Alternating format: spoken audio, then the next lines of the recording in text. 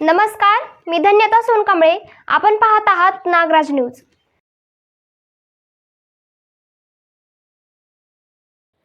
साहेब, मला न्याय मिळेल का? हंद्राळ तालुका निलंगा येथील शेतकऱ्याची प्रशासनाकडे आर्तहाक. गेली अनेक महिन्यापासून गावातील काही नागरिकांनी शेतात विनापरवाना अतिक्रमण करून घर बांधकाम सुरू केले आहे.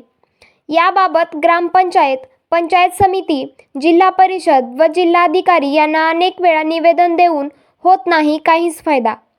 राज्याचे मुख्यमंत्री देवेंद्र फडणवीस व महसूल मंत्री चंद्रशेखर बावनकुळे यांच्याकडे दाद मागणार असल्याचे येथील अन्यायग्रस्त शेतकरी अनिल बिराजदार यांनी सांगितले. नुकतेच काही दिवसांपूर्वी येथील ग्रामपंचायत अधिकारी यांनी जिल्हाधिकारी यांच्या समक्ष बांधकाम थांबवण्यात येईल असे लेखी पत्र दिले, मात्र अद्याप बांधकाम थांबवण्यात आलेले नाही. याबाबत पंचायत समितीच्या वतीने कोणतीही कारवाई करण्यात आलेली नाही.